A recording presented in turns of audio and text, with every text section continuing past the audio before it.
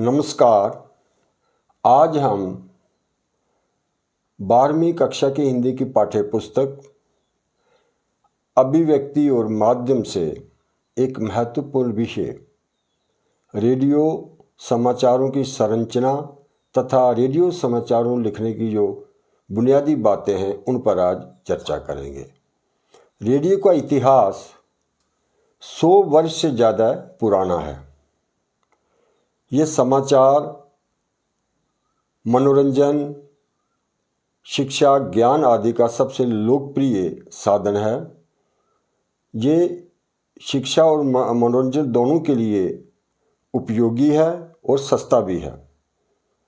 Radio जनसंचार का श्रव्य माध्यम है। श्रव्य अर्थात इसको हम कानों से सुनते हैं।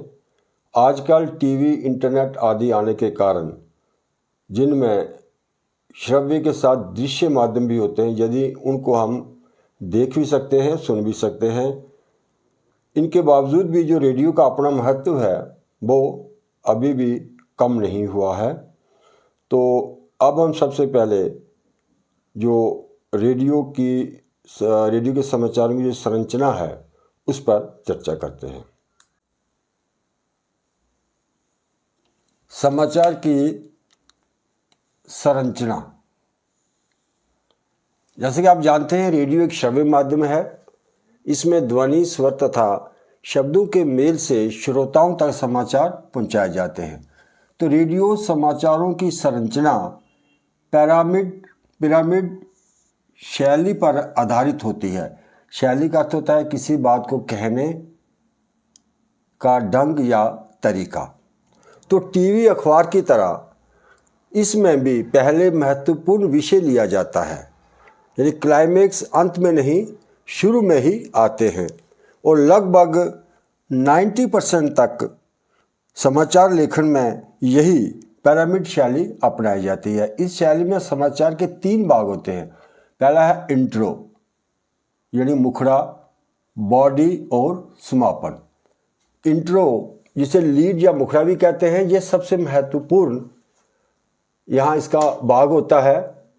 जो सबसे इम्पोर्टेंट समाचार होते हैं वो यहाँ सबसे पहले आते हैं और इन समाचारों का जो मूल तत्व है उसको 2 या 3 पंक्तियों में बताया जाता है। उसके बाद जो इंट्रो है उसका यहाँ बॉडी में थोड़ा विस्तार किया जाता है, मतलब विस्तृत ब्यूरो के साथ घटते हुए महत्व क्रम में लिखा जाता है। यानी कि जैसे उसके महत्व क्रम में उसको घटते हुए लिखा जाता है, यहाँ उसको और विस्तार दिया जाता है। यहाँ जो इंट्रो हमने कही होती है, जो सबसे महत्वपूर्ण समाचार होते हैं, तो फिर समापन में क्या होता है कि उसकी जो कुछ समाचार संबंधित अन्य जो प्रासंगिक सूचनाएं जो होती हैं वो यहाँ दी जाती हैं। यानी कि सबसे जो महत्वपूर्ण विषय है वो यहाँ इंट्रो में लिया जाता है, उससे कम यहाँ बॉडी में आता है। उसके बाद फिर जो सबसे कम महत्व का विषय होता है उसको यहाँ समापन में लिया जाता है। समापन तो वैसे समाचार चलते रहते हैं, लेकिन जो समय सीमा है उसके आधार पर यहाँ उन विषयों को लिया जाता है, कुछ सूचनाओं को लिया जाता है। तो ये है इसकी पिरामिड शैली पर आधारित जो संरचना है रेडियो समाचारों की। तो अब हम समाचार लेखन की जो बुनियादी बातें हैं उन पर चर्चा करते हैं। तो आगे देखिए, समाचार लेखन की बुनियादी बातें। इसका जो मेन पॉइंट है, पहला, समाचार के लिए स्पष्ट और टाइप्ड कॉपी, यानी प्रसारण के लिए तैयार की गई समाचार जो कॉपी है वो टाइप्ड हो और बिल्कुल साफ सुथरी होनी चाहिए, ताकि वाचन करते समय समाचार वाचक या वाचिका को पढ़ने में परेशानी ना हो। इसके जो सब पॉइंट है देखें आप कि टाइप्ड कॉपी को ट्रिपल स्पेस में ही टाइप किया जाना चाहिए। यानी प्रसारण के लिए तैयार कॉपी में शब्दों के बीच 3 स्पेस की दूरी होनी चाहिए, ताकि पढ़ने में कोई उलझाव ना हो, जो शब्द हैं वो आपस में उलझे नहीं। फिर कॉपी के दोनों ओर पर्याप्त स्थान छोड़ना चाहिए, यानी कि जो कॉपी के दोनों साइडें हैं उन पर काफ़ी जो है वो हाशिया होना चाहिए, ताकि पढ़ने को पलटते समय वो शब्द हैं वो देखने में नज़र ना आए, ताकि वो दिक्कत पढ़ने में ना हो सके। आगे एक पंक्ति में 12-13 शब्द ही होने चाहिए, यानी कि एक पंक्ति में ज़्यादा से ज़्यादा 12-13 शब्द ही लिखे होने चाहिए उनके पढ़ने में, ताकि स्पष्टता बनी रहे। फिर अब पंक्ति के अंत में विभाजित शब्द नहीं आना चाहिए। विभाजित अर्थात बंटा हुआ या अधूरा, यानी लाइन के अंत में विभाजित शब्द यानी बंटा हुआ या आधा शब्द ना लिखें। यदि शब्द बड़ा है तो अगली लाइन में लिखना चाहिए। इसी तरह पृष्ठ के अंत में भी कोई अधूरी लाइन ना लिखें, यानी कि अगर कोई वाक्य पूरा नहीं हुआ, आधा एक पृष्ठ पर ना लिखें, उसको दूसरे पृष्ठ पर ही लिखें अगर वो बड़ा वाक्य है। कॉपी में संक्षिप्त अक्षर भी कम लिखें। जो समाचार कॉपी प्रसारण के लिए तैयार की जा रही है, उसमें जो संक्षिप्त अक्षर हैं यानी एब्रीविएशंस हैं, उनको कम से कम लिखा जाए। वही लिखें जो लोकप्रिय हों, जैसे कि नाटो, सार्क या दक्षेस इत्यादि, जिन्हें लोगों में जो लोकप्रिय हैं, जिनको समझने में दिक्कत नहीं होती है।